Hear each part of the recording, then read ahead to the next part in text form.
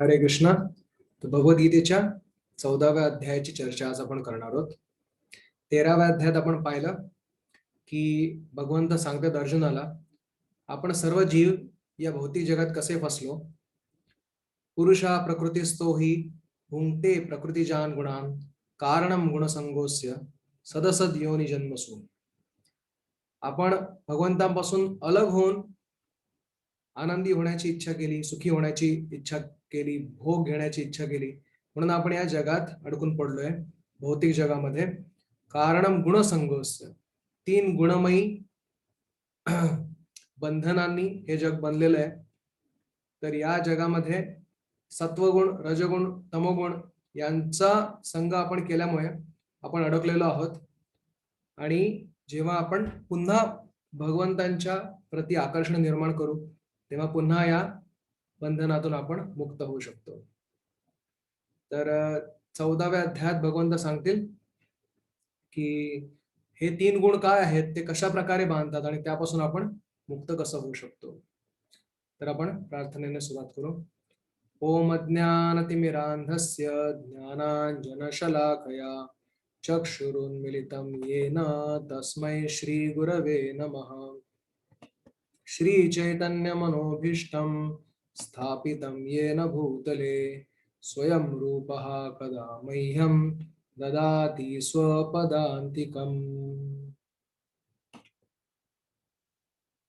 तर 14व्या अध्यायाचं नाव आहे गुणत्रय विभाग योग. 3 गुण, गुणत्रय किंवा त्रिगुणमयी माया. दैवी ही एषा गुणमयी मम माया दुरत्यया मामेव ये प्रपद्यन्ते मायामेतां तरन्ति ते.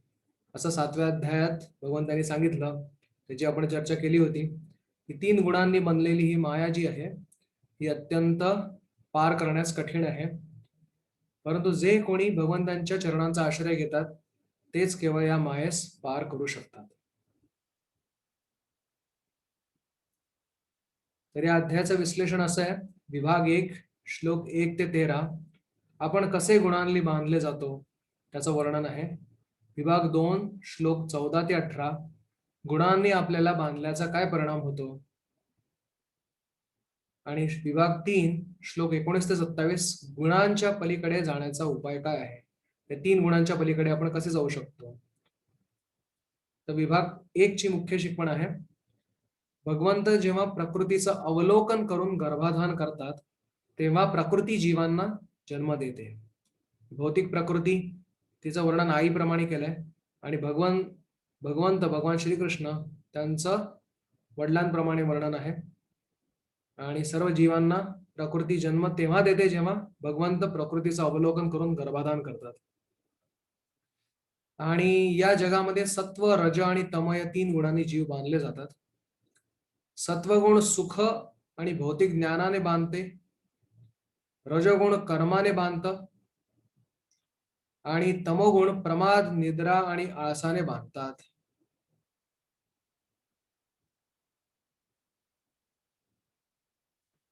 तर प्रथम श्लोक असा आहे. श्री भगवान उवाच परम भूयः प्रवक्ष्यामि ज्ञानानां ज्ञानमुत्तमं यज्ञात्वा मुनयः सर्वे पराम सिद्धिम इतो गताः.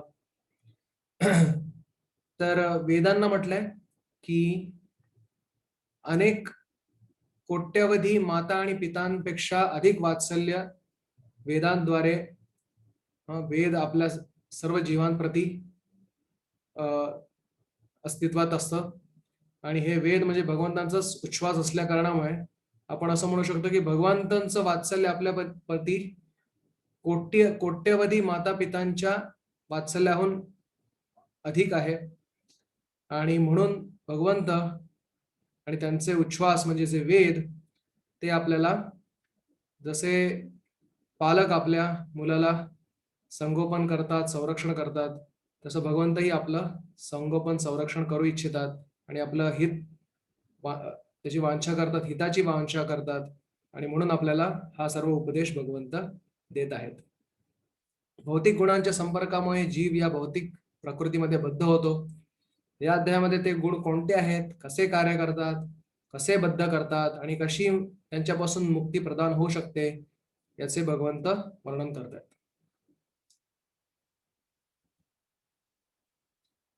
इदं ज्ञानमुपाश्रित्य मम साधर्म्यम् आगताः सर्गेऽपि नोपजायन्ते प्रलयेन व्यथन्ति च.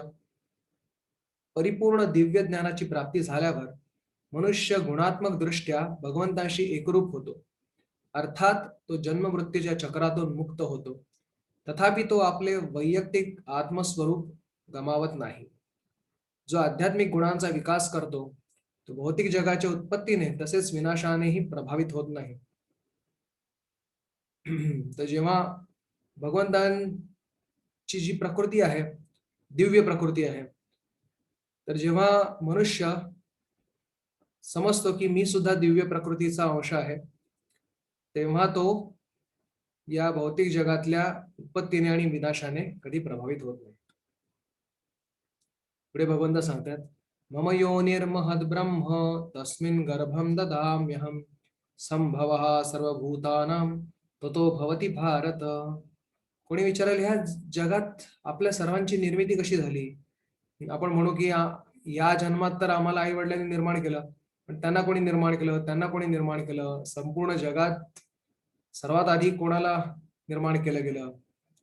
तर पूर्ण सर्गाची जी प्रक्रिया आहे सृजनाची, ती श्रीमद भागवतामध्ये सुंदर प्रकारे सांगितलेली आहे की भगवंत कशा प्रकारे भौतिक प्रकृतीवर अवलोकन करतात आणि भगवंताच्या नेत्राद्वारे सर्व जीव जे भगवंतांच्या महाविष्णूंच्या शरीरामध्ये आहेत ते भौतिक प्रकृतीमध्ये त्यांचं आरोपण होतं आणि प्रकृतीनंतर त्यांना विविध शरीरांमध्ये जन्म देते त्यांच्या पूर्वीच्या कर्मांनुसार.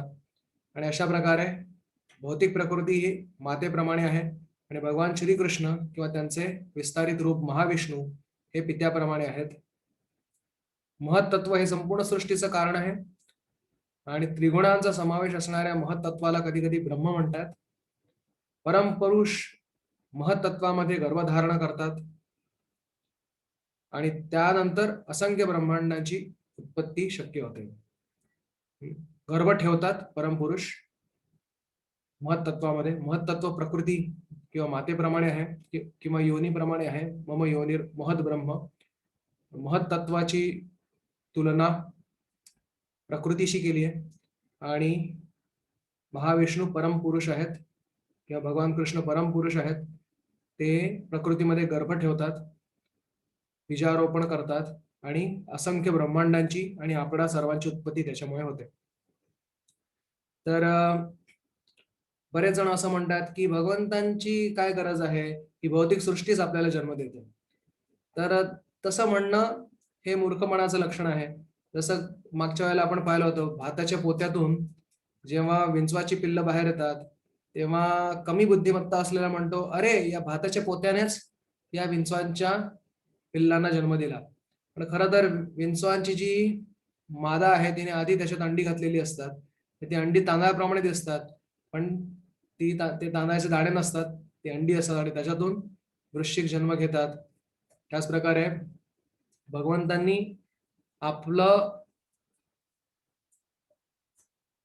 आपल्या दृष्टी अवलोकनाद्वारे पृथ्वीवर जेव्हा किंवा प्रकृतीवर जेव्हा दृष्टिक्षेप करतात त्याद्वारे आपला जन्म होतो.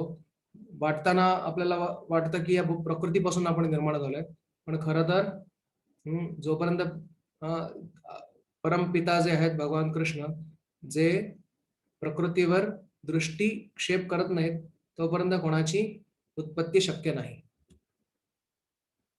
सर्व योनिषु कौंतेय मूर्तया संभवन्ति याः तासां ब्रह्म महद्योनिर अहम बीज प्रदपिता. आणि म्हणून भगवान कृष्ण म्हणतात मी सर्व जीवांचा मूळ पिता आहे. तर अशा प्रकारे या भौतिक जगात आल्यानंतर 3 गुण आपल्याला बांधतायत. ते कशामुळे? सत्वं रजस्तम इति गुणाः प्रकृती संभवाः निबध्नन्ति महाबाहो देहे देहे नमव्ययम्. सत्वगुण, रजगुण आणि तमगुण हे 3 प्रकृती संभवा प्रकृतीचे गुण आहेत. म्हणजे भगवंतामध्ये या गुणांचा लेशही नाही. भगवंत सच्चित आनंदमय आहेत, पण हे सर्व 3 प्रकृतीचे गुण आहेत आणि या प्रकृतीमध्ये अडकल्यामुळे निबध्नन्ति महाबाहो, या देह आपला जो आहे तो 3 गुणमय असल्यामुळे, प्रकृतीचा भाग असल्यामुळे या गुणांमध्ये आपण अडकलेलो आहोत. या प्रकृतीच्या संपर्कात आल्यानंतर या गुणांमुळे आपण बद्ध होतो. तर या 3 गुणांच्या बद्दल सांगतात. तत्र सत्त्वं निर्मलत्वात् प्रकाशकं मनामयं सुखसंगेन बध्नाति ज्ञानसंगेन चानघ. सत्वगुणी व्यक्ती आहे. सत्वगुण इतर गुणांपेक्षा निर्मळ आहे, त्यामुळे प्रकाशमय आहे. प्रकाशमय म्हणजे भौतिक जे ज्ञान आहे त्याचा प्रकाश तो करतो. आणि साधारण मनुष्य ज्या अत्यंत स्थूल पापांपासून मुक्त होतो. सूक्ष्म पाप तरी असतातच त्याच्यामध्ये. सत्वगुणामध्ये स्थित आहे ते सुख आणि ज्ञानाच्या भावनेने बद्ध होतात. कारण त्यांना वाटतं की आपल्याला इतरांपेक्षा अधिक ज्ञान आहे. त्यामुळे ते भौतिक अहंकारातून मुक्त नसतात आणि त्यामुळे त्यांना या भौतिक जगातून मुक्ती मिळत नाही. तर पुढे पुढे भौतिक शरीरच त्यांना प्राप्त होतं. तर या जगात 3 प्रकारचे लोक असतात. सत्वगुणी आहेत. जे सत्वगुणाच्या संपर्कात स्वतःला ठेवतात ते सुखी असतात. पण आध्यात्मिकरित्या सुखी नसतात. आध्यात्मिकरित्या सुखी होण्यासाठी तिन्ही गुणांच्या पलीकडे जावं लागतं. जे रजोगुणामध्ये असतात ते क्रियाशील असतात, सतत धावपळ करत असतात, शांत नसतात. आणि जे तमोगुणामध्ये असतात ते असहाय असतात, अगदी पशुप्रमाणे असतात. आळस, निद्रा याच्या आहारी गेलेले असतात.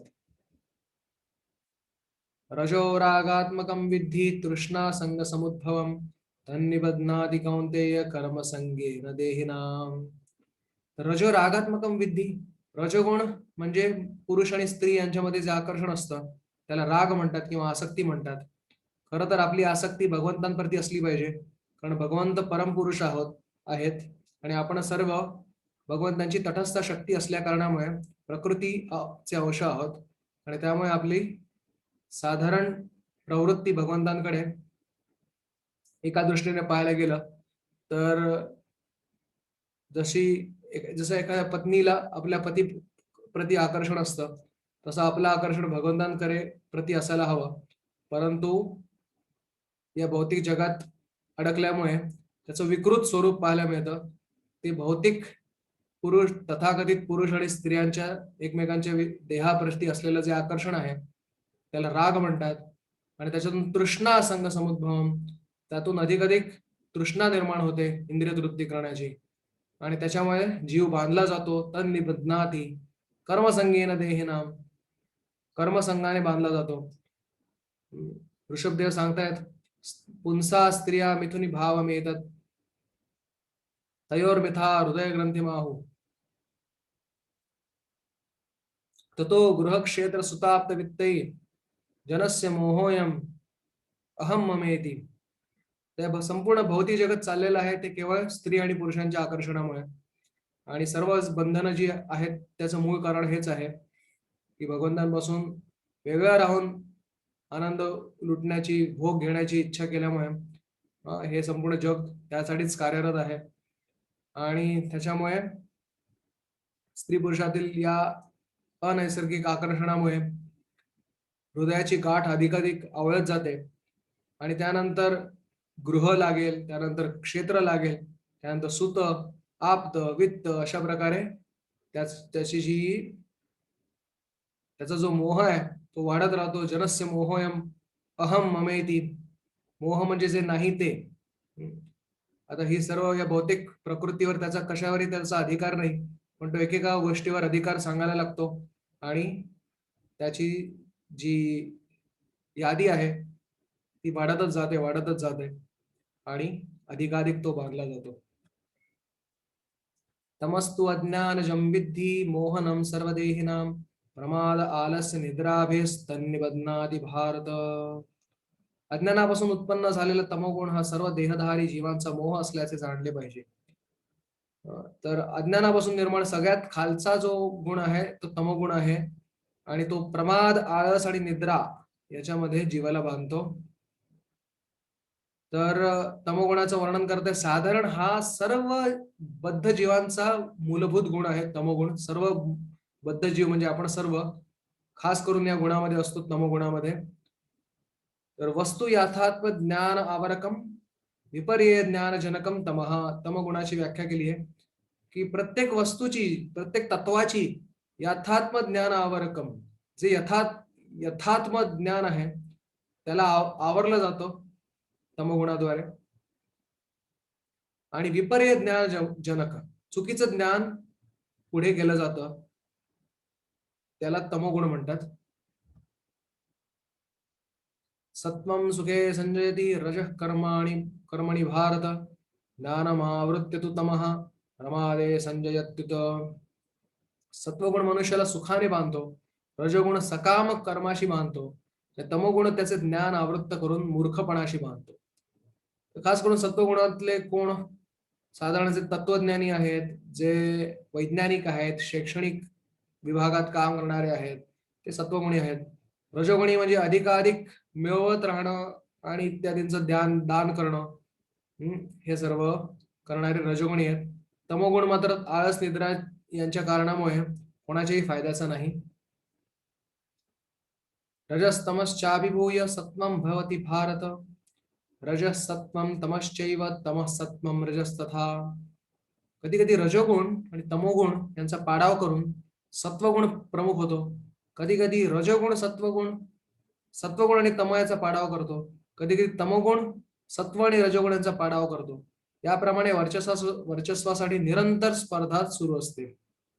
इकडे चित्रकेतू महाराजांची एक कथा येते की चित्रकेतू महाराज एक अनवधानाने आणि निरागसपणे एक चूक करतात, पण त्या चुकीसाठी पार्वती देवी त्यांना शाप देते की तू असुर बनशील पुढच्या आयुष्यामध्ये. तर हा शाप ऐकून चित्रकेतू महाराज अजिबात विचलित होत नाहीत आणि ते पार्वती देवींना नमस्कार करून म्हणतात, माते मी तुझा शाप स्वीकार करतो, कारण म्हणतायत की हे जग जे आहे हे 3 गुणांच्या उर्मी म्हणजे लाटांनी बनलेलं आहे. कधी एक लाट वर येते, कधी दुसरी लाट वर येते, कधी तिसरी लाट वर येते. त्याच प्रकारे हा भव प्रवाह आहे. त्या प्रवाहामध्ये कधी रजोगुण वरती, कधी सत्वगुण वरती, कधी तमोगुण वरती, आणि कधी तथाकथित भौतिक सुख, कधी तथाकथित भौतिक आनंद. पण यांच्या मध्ये जो धीर व्यक्ती आहे तो कधी यांनी गोंधळून जात नाही. आणि म्हणून सत्वगुणात आधी येऊन विशुद्ध सत्वात येण्यासाठी समजा आपण निश्चय केला तर या 3 गुणांच्या अतीत पलीकडे आपण जाऊ शकतो. सर्वद्वारेषु देहेस्मिन् प्रकाश उपजायते ज्ञानम यदा तदा विद्यात् विवृद्धम सत्वमित्युत. आपल्या शरीरामध्ये 9 द्वार आहेत. 2 डोळे, नाक, कान, मुख, गुद आणि प्रजननेंद्रिय आणि अशा प्रकारे 9 द्वार आहेत. तर सत्वगुणातला मनुष्य जो असतो तो सर्व गोष्टी व्यवस्थित योग्य रीतीने पाहू शकतो, योग्य रीतीने ऐकू शकतो, सर्व गोष्टींची रुची यथार्थ रीतीने घेऊ शकतो, सर्व गोष्टींची म्हणजे भौतिक गोष्टींची. आणि रजोगुणाचं लक्षण काय आहे? लोभा प्रवृत्तिरारंभा कर्मणाम अशमः स्पृहा रजस्येतानि जायन्ते विवृद्धे भरतर्षभ. तर जेव्हा रजोगुणामध्ये वृद्धी होते तेव्हा अत्याधिक आसक्ती, सकाम कर्म, महत् प्रयास, अनियंत्रित इच्छा आणि लालसा इत्यादी लक्षणं उत्पन्न होतात. तर आपण पाहू शकतो आपल्या दिवसामध्ये कधी असं आपल्याला वाटत असेल अत्याधिक आसक्ती, कर्म, महत् प्रयास, अनियंत्रित इच्छा, तेव्हा आपण रजोगुणाच्या बंधनात अडकलोय असं आपण समजू शकतो. अप्रकाशो प्रवृत्तिश्च प्रमादो मोह एव च तमस्येतानि जायन्ते विवृद्धे कुरुनंदन. जेव्हा तमोगुणामध्ये वृद्धी होते तेव्हा अंधकार, निष्क्रियता, मूर्खपणा, मोह हे प्रकट होतात. तर हे गुण तर आपल्याला दिसत नाहीत, पण एक अदृश्य बंधनाप्रमाणे ते आपल्याला बांधत असतात आणि आपण एखाद्या कठपुतलीप्रमाणे त्या आपले हात पाय या दोऱ्याने बांधलेले आहेत आणि रजोगुण, तमोगुण, सत्वगुण आपल्याला पाहिजे तसे नाचवत असतात. पण जेव्हा आपण पुढे 15 अध्यायात पुन्हा येईल या 3 गुणांच्या पलीकडे जाऊ, त्यांचं छेदन करू भगवान श्रीकृष्णांच्या गुणातीत भक्तीने, तेव्हा आपण खरोखर स्वतंत्रपणे जगायला शिकू. आता सध्या आपण या 3 गुणांच्या पारतंत्र्यामध्ये आहोत आणि आपल्याला माहिती आहे पारतंत्र्यातलं जीवन अत्यंत बिकट असतं आणि दुःखमय असतं. कुठल्याही जीवाला पारतंत्र्य नको असतं, स्वातंत्र्य हवं असतं. ते खरं स्वातंत्र्य आपल्याला भगवान श्रीकृष्णांच्या भक्तीमध्येच सापडू शकतं आणि जेणेकरून आपण पूर्णपणे आनंदी होऊ शकतो आणि मुक्त होऊ शकतो. तर या पहिल्या विभागाची मुख्य शिकवण होती, भगवंत प्रकृतीचे अवलोकन करून गर्भाधान करतात तेव्हा जीवांना प्रकृती जन्म देते. सत्व, रज आणि तम या 3 गुणांनी जीव बांधले जातात. सत्वगुण सुख आणि भौतिक ज्ञानाने बांधतात, रजोगुण कर्माने बांधतो आणि तमोगुण प्रमाद, निद्रा आणि आळसाने बांधतो. तर विभाग 2 कडे बघू आपण. विभाग 2 ची शिकवण अशी आहे की सत्वगुणात राहिल्याने ज्ञान, निर्मल भौतिक फळ आणि स्वर्गलोक प्राप्त होतात. म्हणजे ज्ञान हे त्याचं विशेष लक्षण आहे आणि निर्मल भौतिक फळ हे लगेच जे प्राप्त होतं आणि अंततोगत्व काय प्राप्त होतं तर स्वर्गलोक प्राप्त होतो. रजोगुणासाठी त्याचं लक्षण आहे लोभ प्राप्त होतो, लगेच आढळणारी प्राप्ती आहे ती म्हणजे दुःख आणि अंततोगत्वा त्याला मर्त्यलोक प्राप्त होतो. तमोगुणात राहिल्याने निद्रा, आळस, प्रमाद हे त्याला प्राप्त होतात आणि नजीकच्या काळामध्ये त्याला निद्रा, मोह इत्यादी प्राप्त होतात आणि अंततोगत्वा त्याला मूढ योनी म्हणजे पशु योनी प्राप्त होते. अधोगच्छन्ति तामसा.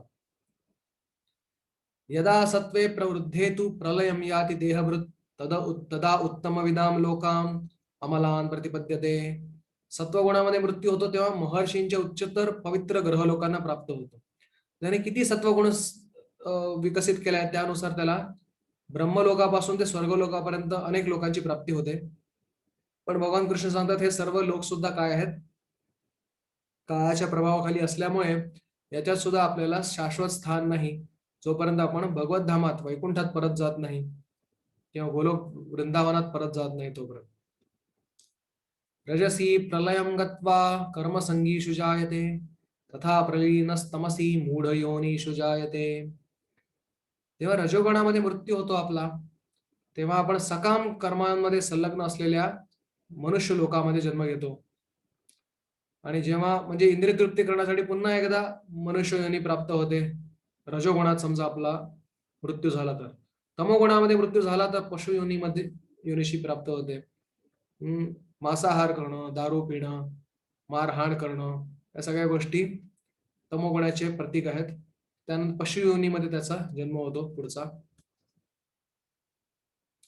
कर्मणः सुकृतस्याहु सात्विकं निर्मलं फलं रजसस्तु फलं दुःखम अज्ञानम तमसः फलम.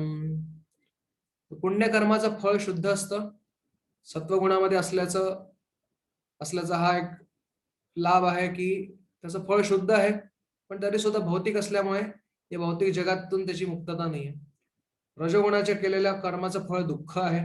कुठलीही गोष्ट जेव्हा रजोगुणामध्ये चालू केली जाते तर त्याचं फळ म्हणजे दुःखाचंच मिळतं. तमोगुणामध्ये केलेल्या कर्माचं फळ म्हणजे मूर्खपणा आहे.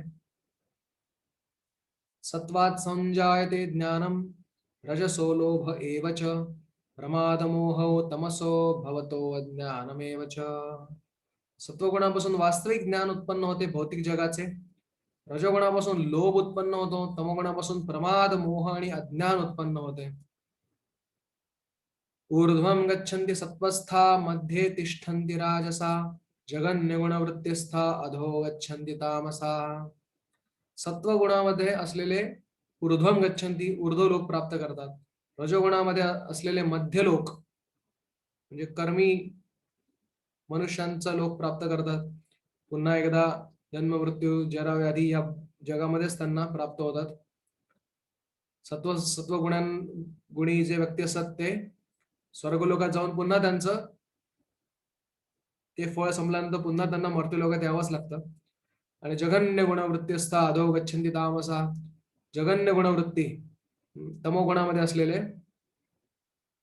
जे अधोगती होते त्यांची, जे खालचे लोक आहेत, निम्नतर लोक आहेत, त्यांच्यामध्ये ते जातात, पशु योनींमध्ये जन्म घेतात आणि तो दंड पूर्ण झाल्यानंतर अनेक जन्मानंतर त्यांना पुन्हा मनुष्य जन्म मर्त्य लोकांमध्ये मिळतो. तर इथे एक सुंदर गोष्ट सांगतात की एक गुरु असतात, ते गावामध्ये माधुकरी मागण्यासाठी जात असतात. तर वाटेत त्यांना राजपुत्र दिसतो. तर राजपुत्राला गुरु म्हणतात, "राजपुत्र चिरंजीव, हे राजाच्या पुत्रा, तू तुझं आयुष्य मोठं असू दे, लांबलचक असू दे, दीर्घायुषी हो तू." तर गुरूंच्या सोबत जे शिष्य असतात, अ, ते म्हणतात, "अरे वाह! चांगला आशीर्वाद दिला याला, दीर्घायुष्य होण्याचा." थोडे पुढे जातात, तर त्या गुरूंना एक मुनींचा पुत्र दिसतो, ब्रह्मचारी. तर त्याला आशीर्वाद देतात, "मुनिपुत्र मा जीवा." "अरे मुनिपुत्रा, तू जगू नकोस." तर शिष्यांना आश्चर्य वाटलं, "अरे असा कसा आशीर्वाद दिला?" राजपुत्राला सांगितलं, "तू खूप जग." आणि आता याला सांगितलं, "तू जगूच नकोस" म्हणून, मुनिपुत्राला. अजून पुढे जातात तर तिकडे कसाई सापडतो. तर त्याला आशीर्वाद देतात, "पशुघ्न, मग पशुघ्न पुत्र, किंवा पशुघ्न मा जीव मा मर." तू जगू पण नकोस आणि मरू पण नकोस. आणि अजून पुढे जातात तर त्याला भगवंतांचा भक्त दिसतो. तर त्याला गुरु आशीर्वाद देतात, "भगवत भक्त जीववा मरावा." तू जग किंवा मर. हं. तर घरी आश्रमात परत आल्यानंतर शिष्य विचारतात गुरूंना, "तुम्ही 4 जणांना असा 4 वेगवेगळा आशीर्वाद का दिला?" तर गुरु त्यांना सांगतात, "बघा, राजपुत्र आहे. हा रजोगुणामध्ये आहे. आत्ता भोगविलासामध्ये मग्न आहे. त्यामुळे आत्तापर्यंत जेवढं त्याला जगेल तेवढं त्याला भोगविलास प्राप्त होईल. पण एकदा तो संपला त्याचा, की त्याची अधोगती होणार आहे आणि त्याचा सगळा भोगविलास संपणार आहे. म्हणून त्याला एक उपहासाने मी आशीर्वाद दिला, की "अरे खूप जग, खूप जग." म्हणून. त्यानंतर मुनिपुत्र होता तो काय करतोय? आता भरपूर कष्ट करतोय. ब्रह्मचारी आहे, भरपूर कष्ट करतोय. पण स्वर्गात जाण्यासाठी कष्ट करतोय, त्यामुळे भरपूर तपश्चर्या करायला लागते. म्हणून त्याला म्हटलं, "तू जगू नको, कारण मेल्यानंतर तुला स्वर्गलोक प्राप्त होईल." म्हणून त्याला जगू नको असा आशीर्वाद दिला. त्यानंतर कसाई आहे. आत्ताचं पण आयुष्य त्याचं अत्यंत घृणित आहे. पशूंच्या कत्तली करतोय आणि हे मेल्यानंतर पण त्याचं भविष्य आहे ते अंधारात आहे. त्यामुळे त्याला म्हटलं, की "तू जगू सुद्धा नकोस आणि मरू सुद्धा नकोस." आणि शेवटी भगवंताचा भक्त आहे. तो कुठेही असला, स्वर्गापवर्ग मर्त्येषु अपि तुल्यार्थ दर्शन. नारायण परा सर्वे न कुतश्चन बिभ्यती. भगवान नारायणांचे जे भक्त आहेत, ते कुठेही घाबरत नाहीत, सदैव निर्भय असतात. स्वर्ग अपवर्ग नरकेषु अपि तुल्यार्थ दर्शिन. ते स्वर्गात जाऊ देत, नरकात जाऊ देत किंवा मुक्ती मिळू देत, सगळीकडे ते तुल्य दृष्टीचे असतात आणि सगळीकडे त्यांना भगवंतांची सेवाच दिसत असते. त्यांच्यासाठी अ, हे ही गोष्ट चांगली, ही गोष्ट वाईट, हा लोक चांगला, हा लोक वाईट, असं काही नसतं, कारण सगळीकडे ते आध्यात्मिक जगातच जगत असतात. तर असं गुरूंनी सांगितल्यानंतर शिष्य मान डोलावतात आणि म्हणतात, की "हां, समजलं आम्हाला आता. की आपल्या सर्वांना सुद्धा भगवंतांचा भक्तच व्हायला पाहिजे. जेणेकरून आपण कुठेही राहू, तरी सुद्धा आपण या 3 गुणांच्या पलीकडे राहू शकतो." विभाग 2 ची मुख्य शिकवण आहे. सत्वगुणात राहिल्याने ज्ञान, निर्मल भौतिक फळ आणि स्वर्गलोक प्राप्त होतात. रजोगुणात राहिल्याने लोभ, दुःख, मर्त्यलोक प्राप्त होतात. तमगुणात राहिल्याने निद्रा, आळस, प्रमाद, निद्रा, मोह, मूढ योनी इत्यादी प्राप्त होतात. तर कोणी म्हणाल, "अरे स्वर्गात जाण्यात काय बिघडलं काय?" खरं तर स्वर्ग हे सुद्धा शाश्वत जागा नाही आपली. ते सुद्धा एक आपल्या भाड्याच्या घराप्रमाणे आहे. स्वर्गीय देह सुद्धा. त्याचा सुद्धा त्याग करावा लागतो.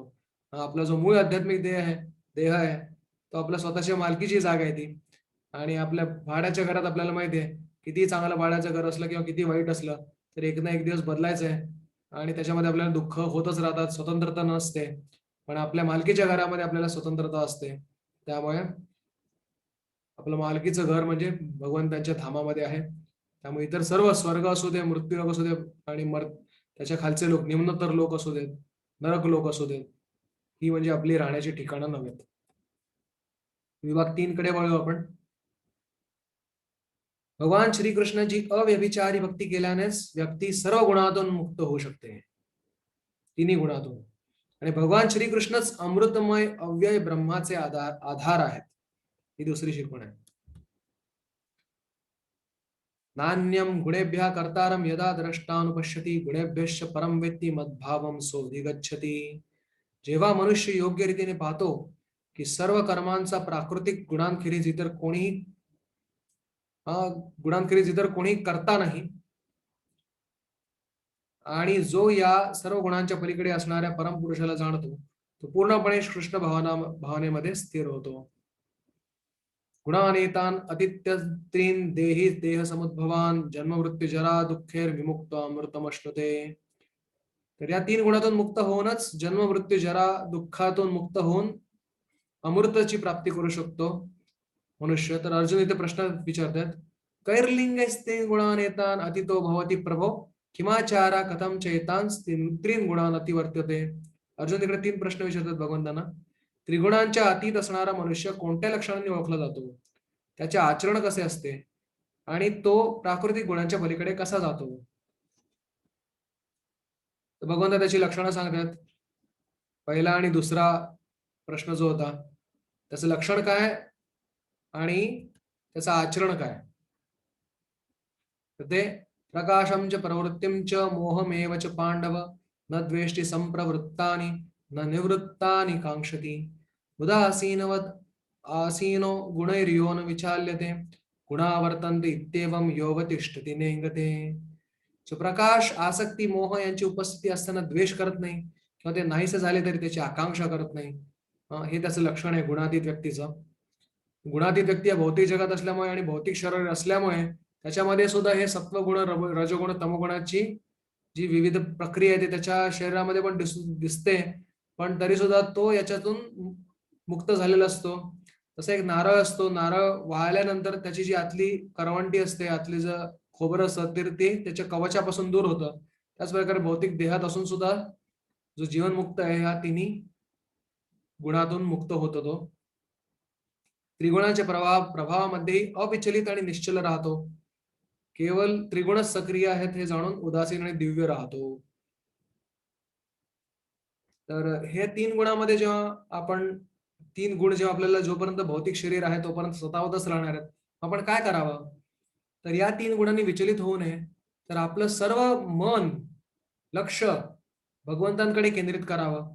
आणि कृष्ण भावनेमध्ये जेव्हा आपलं मन राहतं तेव्हा भौतिक शरीरासाठी आपण आपली चेतना त्या भौतिक शरीरामध्ये अहमभाव आणि ममता भाव राहत नाही, आणि त्यामुळे भौतिक शरीरावर काही परिणाम होत जरी असले सत्वगुण रजोगुण तमोगुणाचे, तरी आपण मात्र या तिन्ही गुणातून अलिप्त राहतो आणि भगवंताच्या सेवेमध्ये निमग्न असल्यामुळे आपल्याला या 3 गुणांचा प्रभाव कळूनही येत नाही.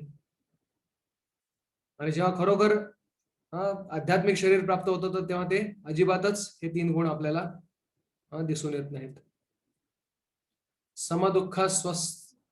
समदुःख सुख स्वस्था समलोष्ट्राश्मकांचना तुल्य प्रिया प्रियो धीरस्तुल्य निंदात्मसंस्तुती मानापमानयोस्तुल्यस्तुल्यो मित्रारिपक्षयो सर्वारंभ परित्यागी गुणातीता सौच्यते.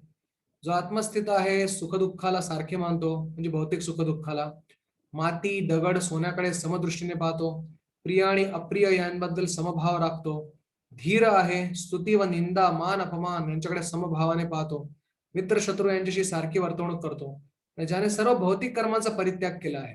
सर्वारंभ परित्यागी म्हणजे स्वतःच्या इंद्रिय तृप्तीसाठी तो कधीच काही करत नाही, परंतु भगवंतांच्या इंद्रिय तृप्तीसाठी दिव्य इंद्रियांना प्रसन्न करण्यासाठी भगवंतांच्या दिव्य कानांना प्रसन्न करण्यासाठी भगवंतांचे गुण गातो, भगवंतांच्या दिव्य चरणांना प्रसन्न करण्यासाठी त्याचं पादसेवन करतो, अर्चा विग्रहांची उपासना करतो, भगवंतांच्या नावाचा जप करतो, पण इंद्रिय तृप्तीसाठी काही करत नाही. तर असा व्यक्ती कशामुळे हा 3 गुणांच्या पलीकडे जाऊ शकतो त्याचं उत्तर देत आहेत. तर हा अत्यंत सुंदर श्लोक आहे. मां च यो अव्यभिचारेण भक्ती योगेन सेवते सगुणान समतीतैतान ब्रह्म भूयाय कल्पते. जो मनुष्य सर्व परिस्थितीत एकनिष्ठ होऊन पूर्णतया भक्तीमध्ये संलग्न होतो, भक्तीमध्ये म्हणजे कृष्ण भक्तीमध्ये, माम च यो म्हणतात भगवंत, कोणालाही शरण जा नाही म्हणत, मला शरण जा म्हणतात, तो तात्काळ त्रिगुणांच्या पलीकडे जातो आणि ब्रह्मस्तरापर्यंत उन्नत होतो. तर श्रील प्रभुपाद तात्पर्यामध्ये सांगतात, ब्रह्म एव सन ब्रह्मापि येती, की ब्रह्म होऊन तो ब्रह्माकडे जातो. ब्रह्म होऊन म्हणजे आपण सर्व भगवंतांच्या दिव्य शरीराचा अंश असल्यामुळे आपण सुद्धा खरं तर सच्चिदानंदमय आहोत आणि आपली मूळ अवस्था आहे भगवंताच्या चरणांची सेवा. परंतु आपण तसं न केल्यामुळे सध्या आपण मायेची सेवा करतोय आणि जेव्हा आपण पुन्हा भगवंतांची सेवा करण्यास सुरुवात करू, एकनिष्ठ होऊन, अव्यभिचारी भक्ती करून, तर तेव्हा आपण आपली चेतना आपण कृष्ण भावनेमध्ये मग्न करून आपण या दिव्य स्तराला प्राप्त होऊ शकतो.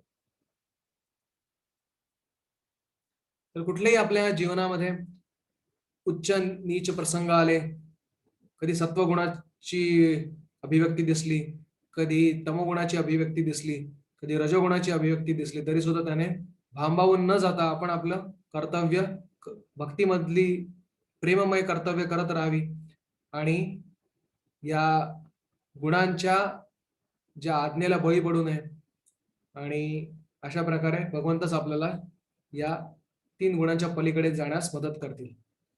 ब्रह्मणो हि प्रतिष्ठाहम् अमृतस्याव्ययस्य च शाश्वतस्य च धर्मस्य सुखस्य एकांतिकस्य च. परम सुखाची जी स्वाभाविक स्थिती आहे, अमृत, अव्यय आणि शाश्वत ब्रह्मज्योती, तिचे आधार सुद्धा भगवान श्रीकृष्ण आहेत. तर भगवंतांची जी प्रेममय भक्ती आहे, ती सर्व शाश्वत धर्माची, अमृताची, अव्ययाची पूर्ण खाण आहे म्हणू आपण. आणि भगवान श्रीकृष्णांची भक्ती केल्यामुळे हा खरा आनंद जो आपल्याला प्राप्त होऊ शकतो. तैत्तरीय उपनिषदात आपल्या सर्वांचं वर्णन केले, रसो वै सहा रसम एवायम लब्ध्वा आनंदी भवती. तर कृष्ण भक्त भगवान कृष्णांचं वर्णन आहे रसो वै सहा, सर्व रसांनी परिपूर्ण.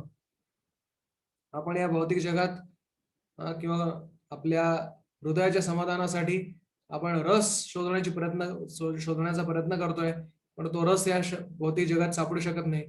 तो रस खरा भगवंतांच्या ठाई प्राप्त होऊ शकतो. रसो वै सहा रसमेवायम लब्ध्वा आनंदी भवती. तर कृष्ण भक्ती केल्याने शाश्वत सुख आणि अमृताची प्राप्ती होते, पण केवळ ब्रह्माच्या निराकार स्तरावर घसरणीची शक्यता असते. कारण कधीही तो समजा भगवंताप्रती विमुख झाला, पुन्हा त्याची घसरण होऊ शकते. पण कृष्ण भक्ती करणारा कधी त्याची घसरण होऊ शकत नाही. भगवंतांनी आधीच सांगितलंय, कौन्तेय प्रतिजानीहि न मे भक्त प्रणश्यति, की हे अर्जुना, तू घोषित कर की माझ्या भक्ताचं कधीच पतन होत नाही. तर हा अशा प्रकारे शाश्वत सुखाची आणि अमृताची प्राप्ती करू शकतो. विभाग 3 ची शिकवण आहे, भगवान श्रीकृष्णाची अव्यभिचारी भक्ती केल्याने व्यक्ती गुणातून मुक्त होऊ शकते, 3 गुणातून. आणि भगवान श्रीकृष्णच अमृतमय अव्यय ब्रह्माचे आधार आहेत. तर इकडे आपल्याला 14व्या अध्यायाची आपण आता चर्चा आज केली. तर 14व्या अध्यायात मुख्यत्वे करून 3 गुणांबद्दल सांगितलं भगवंतांनी, सत्वगुण, रजोगुण, तमोगुण. कशा प्रकारे मनुष्य हा 3 गुणांच्या आहारी जाऊन या भौतिक जगात अडकलाय आणि केवळ भगवान श्रीकृष्णाची अहैतुकी अव्यभिचारी भक्ती करून तो या 3 गुणातून मुक्त होऊ शकतो, शाश्वत अव्यय आनंदाची प्राप्ती करू शकतो. हरे कृष्ण.